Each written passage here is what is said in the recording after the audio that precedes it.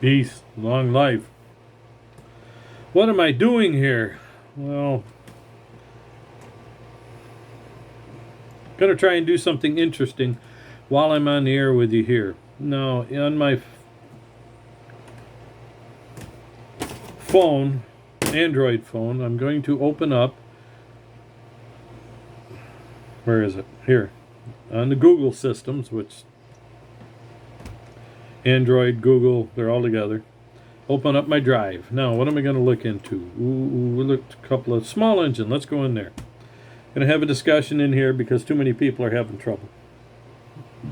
I guess I could do that one too.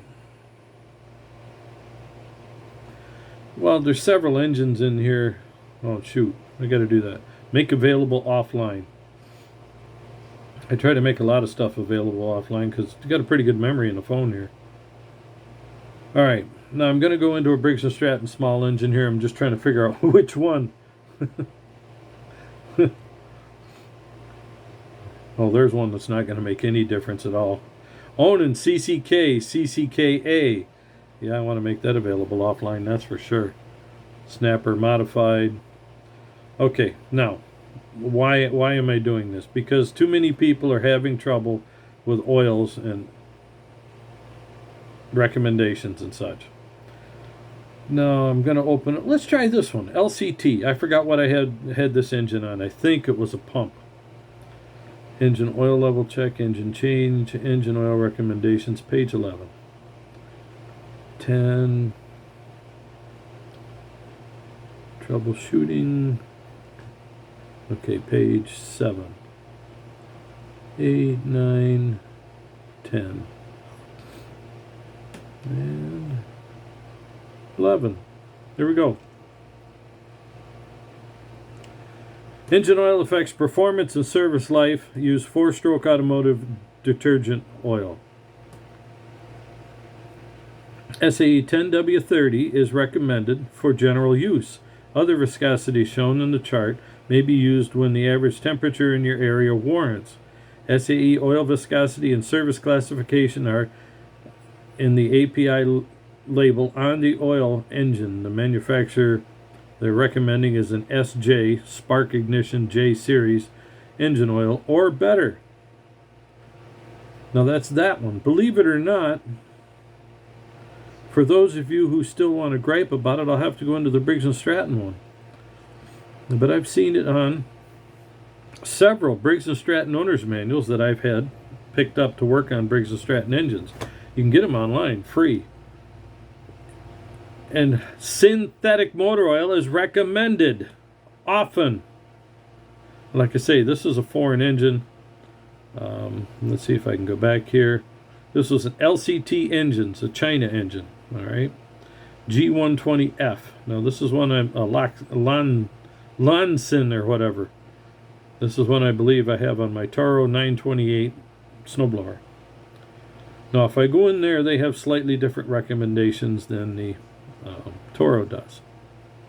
So let me go back to Toro's for the fun of it, because I think theirs is more interesting.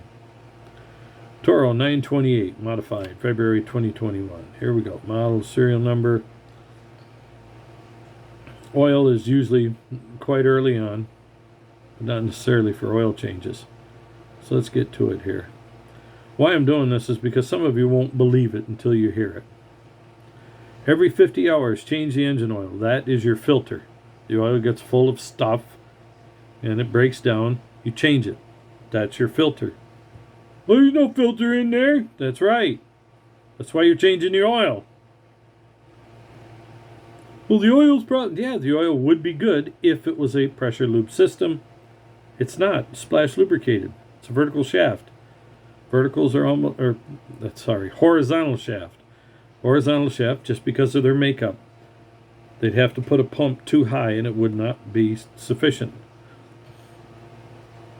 So, the splash lubrication is more than enough. Checking my auger level gearbox. Come on, where's the engine? Okay, I blew right past it. There it is. Engine oil. Service interval. After the first 5 hours, you change it. Every 50 hours thereafter. Change engine oil every 25 hours when operating the engine under heavy load. Snowblower in the Northeast. Engine oil capacity and viscosity, it says see figure 22. API service classification SJ or higher. In other words, it's open-ended as long as it's higher oil. SAE 10W or SAE 10W is covered from Fahrenheit level approximately, well, they're not even, yeah, they're going well below freezing.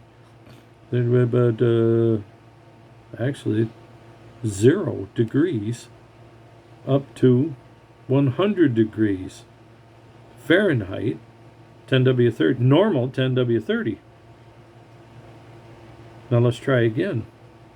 Synthetic 5W30. Did you hear me say that? For the naysayers out there, by the hair of my chinny chin chin, synthetic 5W30 covers the entire temperature range.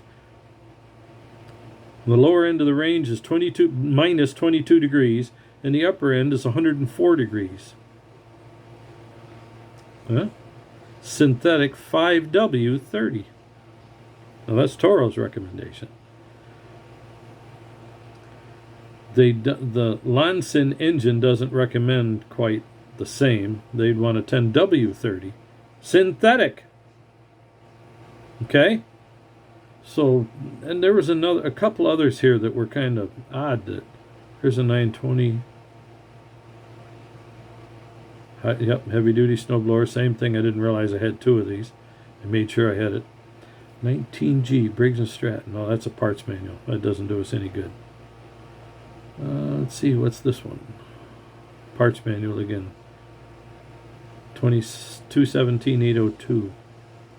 I thought I had something here for Briggs & Stratton. I guess I don't. Operating a maintenance manual. Table of contents. I do have one. Model Series 25,000, Model Series 19,000. Here we go again. Now, viscosity grades. Let's see if I can blow this up so you can see it. It's probably going to be backwards, so I'll have to just get over that part of it. Take a look at that and learn how to read it backwards.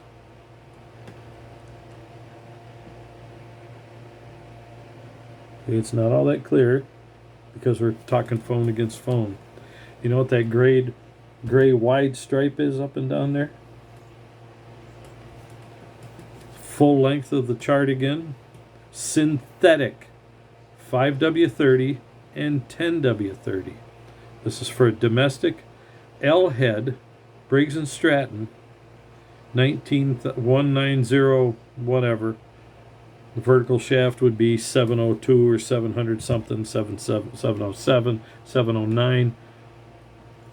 But there again, synthetic oils. I've been trying to get this through people's head for the longest time. Now, this one is different in that the synthetic oil meeting ILSAC GF2 API certification mark and API service symbol, JL, or the old-fashioned SJCF energy conserving or higher is acceptable at all temperatures. Use of synthetic oil does not alter required oil change intervals. It's better protection. So fill it to the appropriate level. Now, 2 things that go along with filling to the appropriate level. You want to fill it to the full mark, which it's a Briggs & Stratton. If it has a dipstick, you bring it up to the upper mark. And the Briggs is if it's a screw-on cap, which it isn't anymore, it's just a twist cap. Any of that I've worked with this vintage, you turn it like a quarter turn or a half turn, pop the thing up, put it back on the same way so it goes all the way down. Don't lock it, just pull it back out. You can check your oil. The dipstick's into the appropriate depth. A lot of the older ones, they tell you to lay it against it. Well, depending on how you laid it against it, changed where that dipstick was, whether it hit the thread here or hit the thread past the end, where it would start. So there was always a discrepancy. Not a big one, but it was enough. If it's the side fill type, it's a Briggs & Stratton, you take the cap off, you make sure it's full. If you have one of those caps with a dipstick, cut half of it off. Especially if you're a commercial operator or a rental. Cut it half of it off. Well, no, wait a minute. No, cut half of it off. You don't want a dipstick. You want just enough dipstick that has the range in it. The good range. You'll notice on a lot of the Hondas, partway down there's a funky X. It's not the same hatch marks. That's your level to the top. Not from there down. Just gives you an idea how much is in there. I used to cut the dipsticks off on all of those. And the problem of it was, when I worked at J.P. Riley, Jay got all offended. And it's like, too bad, Jay. Your guys aren't checking the oil. They see oil on the stick and it's going too low. Well, yeah, but that's not original. I don't care. If your boys are making a screw up for something simple because they're not paying attention, why don't I make it brainless for them? Because the engine and the service, they're just making sure there's oil in there. If I cut the stick off, they don't see oil on the stick. They put oil back in it. Your engine lasts longer. It's not hard. So that's why I say cut the stick off, not all the way. Because then you're getting back in the old Briggs & Strattons. You take the cap off, there is no stick. That's right. Because it's supposed to be up there near the top, and that's what they want. Staying near the top. However, if you do have that dipstick, or you are familiar with your engine, you can go down from the top 1/4 to 3/8 of an inch and still have good splash in your engine. And relatively, if you're on level surfaces, don't fill it all the way. If you're on severe angles, you have to check, but usually get it on a level surface, check your level of the oil, and get it within the top 1/4 to 3/8 of an inch of the range. It's not much. So, now to give you an idea, the end of this pin is approximately 3/8 of an inch. Okay? So, compared to your pinky, right? How far down your pinky would that be? Well, in my case, half of my nail. So you'd say, well, I put my whole nail in there. All right, go ahead, whatever works. Here's one thing interesting when you do that with your level. Fill it to the mark properly, even if you have to drain a little or you prefer to suck that little bit of it out. I took an oil pump out of an oil quart can that's designed to go in there, and some of them actually have a tube for the bottom for larger gallon jugs. Well, put a tube in there and just take the little bugger and pump out what oil you need, if you're using a dipstick model, that is. Even if you're filling it from the side, because of the oils, the oil will stick in there and slowly drain out when you overfill it. Turn it so it's just at the level. Because when you overfill, you start getting trouble. There's too much oil misted. And it causes a big problem because there's a lot of suspended oil. Now it goes out the breather.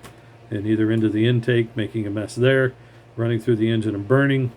It can sometimes blow the breather out and cause trouble there. Or just plain burn oil when it doesn't need to. So, now, two things as I was saying before with that. One of them is when you do overfill and it's a splash oiler system, you're going to get that fog. Well, the fog is normal. That's what lubricates the internals of the engine. They're trying to cut down on how much fog there is inside that engine. And if it brings, why I mentioned the level without the dipstick as well as with the dipsticks, is make sure you know where your levels are, and when it goes down to a certain point and stays there, as long as it's at a safe level, leave it. For some reason, there are certain engines, depending on the angles you operate at, the vibrations, etc., the levels will come down to a point and then stop. Take advantage of it. Just add enough oil. Number 2, synthetic oils. What I have found over the years with synthetic oils is something important for you to remember. Playing with my light here. The thing to remember with the synthetic oil is that even though it looks thinner and acts thinner, it has a broader temperature range, as we just found out, even by Briggs & Stratton L-head recommendations. But synthetics lube far better. They have a thinner film. It flows better. Your cold weather startup will improve drastically. Why? Because the dipper isn't going through heavy oil. One of the problems we used to have with OEM rods, original equipment manufacturer connecting rods, was that dipper would come through some of that old thick oil when they didn't change the oil like they should in the winter, and you couldn't con people into using 10W30 or 5W30 like they should in the winter. Yeah, we had the same recommendation back 40, 50 years ago, 60 years ago. Yeah, multi-viscosity oils were recommended 5W30 in the winter 50, 60 years ago. Don't tell me they weren't. I was alive then. I saw it. But during the summer, they wanted SAE 30 because the multi-viscosities had a problem in hot weather of burning the upper end off. Let's see, what do you mean?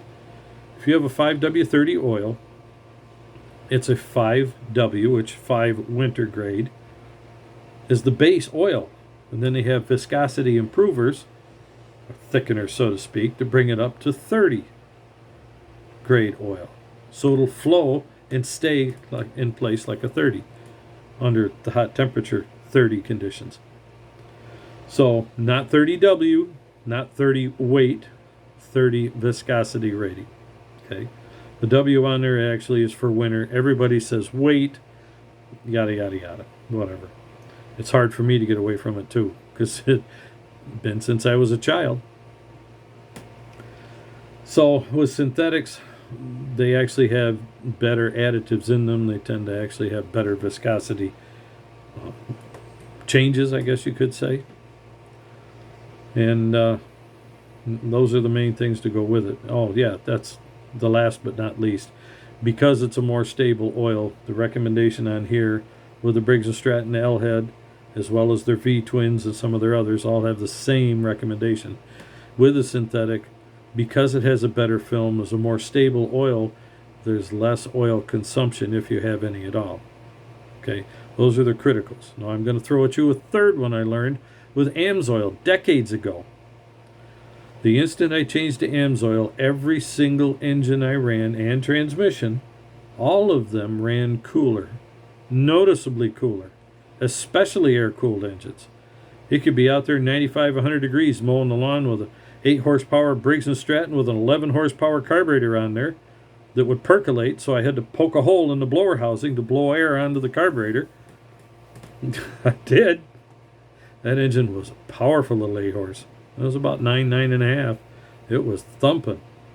And as soon as I changed over to synthetic, because it's a 1.5 quart, big deal, it ran cooler with much less trouble.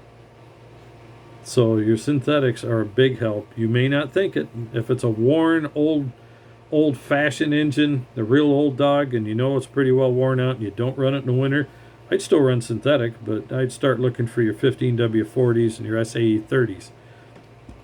Your heavier, thicker oils. No, don't put any additives in there. You say, yeah, but it says it'll... No. Not in a splash lube engine. You don't put in those thickeners, okay? You don't put in your K-Site motor honey. You don't put in your STP soggy toilet paper. You don't put any of those thickening additives in there at all. You don't. Why? It has the splash. That's the beauty of a splash oil system. Oil everywhere. I mean, the whole inside's coated. That's why if there's a problem with a breather, you'll have oil spraying out of there. So that's why I wanted to cover this one tonight. What am I in here? Almost 20 minutes talking on oils. But it was important because I've seen a bunch of people asking, particularly for antique tractors. And one of the problems that you'll come up with more than anything else is on the antique tractors, they'll be griping about this viscosity, griping about that viscosity, griping about this type of oil, that type of oil. Never run a synthetic, never run a detergent, and they'll go through the gamut. And after a while, you have to ask yourself, what are you people doing? Okay, the last but not least, why they have the problem is old farts and people that heard the stories and demand that you follow their stories. Old engines running non-detergent oil had to change their oil often. And they had to bypass oil filters. They would always send oil through the motor. And with a little orifice, it'd run up into the oil filter. And just a little trickle would go up, be 100% filtered, and just pour back into the oil pan. But a portion of the oil was 100%, or almost, filtered. Big, thick. I mean, thick, the whole filter housing, except maybe the center post. The whole filter was all filter. Rice hulls and cotton balls and all kinds of stuff in there that they call it a depth type filter. The oil had to travel a long way to get through to that metal. The later ones are full flow and they're surface filters. They may be thick because they act partially like a depth type, but they're designed to capture it on the surface and all the oil flow through it. and filter all the 100% of the oil 25 to 50% of the every trip it goes through.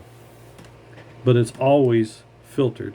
And they try to get the particle size so small that if you have proper oil in there, the particle that gets through is smaller than the gap you have in all your parts. That's the whole deal. The problem with it going from non-detergent to detergent oil was you ran a non-detergent oil and your machine's 10, 15, 20 years old. Then you get down and, whoa, detergent oil is going to be great. Some of those passages have a lot of gunk in there that got through that filter that had been cycling in there that never made it to the filter.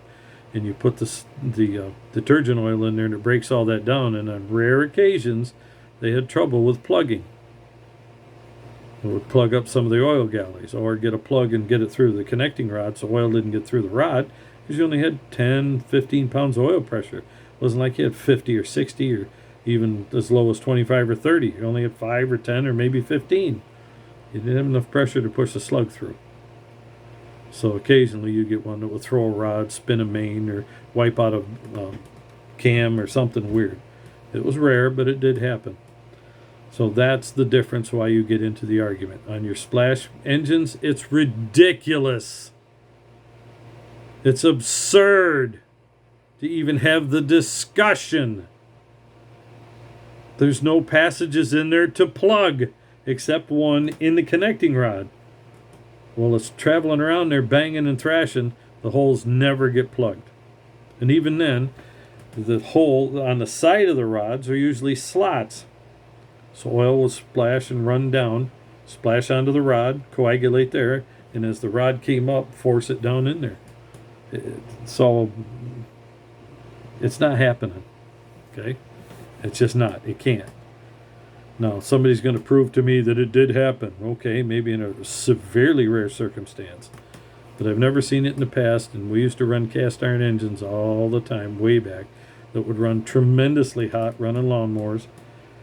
And we put detergent oil in them after they've been running non-detergent for years. And you know what kind of problem we ran into? Goose egg. None. In fact, it was highly recommended to go to the detergent oil, not just for the detergent. It was a type of oil and a name we used, a moniker, that had a lot of other chemicals in there and fluid metals as well to act like little teeny BBs and ball bearings in there. So it was a far superior oil, period. Your old, what would they call it today? SA, SB, and they used to have an SC grade that had some detergent in it, but SA was nothing. Natural, naked oil. SB had a little bit of anti-wear products in it, but that's it. Nothing. You didn't get into your multi-viscosities until you got to your SCs, SDs, SEs, SFs. The big difference. Now, years ago, I don't know why, the original designation for the best detergent oil was, before they changed over, was MS, was equivalent to SD way back when. So it was what it was saying, like medium duty. I forgot what the M was for, but it was for gas engine severe service. Okay. There's ML, MM, and MS. Light, medium, and severe. Well, then they changed it because they wanted longer for the emissions that were coming in. The engines had to be built better, and they needed better oil, so they changed the specifications and limits. I think, what was it, Dave's Automotive said now they're up to an SP grade, that any of your direct injected engines must have an SP grade oil to avoid trouble during cold running conditions. Because apparently they're having trouble in cold. The injector sprays and has enough pressure that the fuel is getting out to the cylinder wall, and when it's cold it won't atomize. There's no heat. It atomized when it's sprayed, but the cylinder wall is cold enough that it collects. It gets past the rings, mixes with the oil. It can actually, because of some of the additives with the wrong type of oil, actually cause a cold knock where it'll ignite by itself down in between the piston rings and wipe your piston out. That's how important running the proper grade is of the newer engines. But on the old ones, please, don't start the arguments. It's absurd. Now, if you have a fuel-injected Kohler engine, fuel-injected Onan, or whatever, Cummins, whatever name they're using now, there was a company in Canada that bought out Onan, and they were using a different. They bought the engines from Cummins, and they put a different name on it. I can't remember what it was. Excuse me. And they had one of the first V2 electronic fuel-injected engines, and I saw it back around 2000 in a generator. Smooth, quiet, it's ridiculous. They made the generator, instead of direct drive, belt drive, to take out some of the frequency problems they had with a direct drive on the engine. Took out the engine pulses. What a sweet running little thing. But there, it's critical to have the appropriate engine oil in those things. They're running leaner, they're running hotter, and they're running better. So, just so you know. And your oil consumption is down with synthetics. Your oil breathing trouble is down. You wouldn't think so, but it is considerable. Anyway, I'm going to leave it at that. 25 minutes. Ooh, 26. We just rolled over. Remember, read your owner's manual. When in doubt, go to the manufacturer. That's what I did for my Briggs & Stratton for the parts and the owner's manuals. And sometimes you'll find service manuals out there for these things, so you can get your specifications to overhaul the buggers. It's worth it. Take the time. And if you need these old L-heads in particular, but if you have an engine out there with a problem, overhead valve or whatnot on these small engines, give me a call. I've got the New Way equipment out there in multiple manners to replace seats, guides, and other things that we can do. So give a holler. And that's why I give you the advice. Of course I'm going to sell my work. Peace and long life.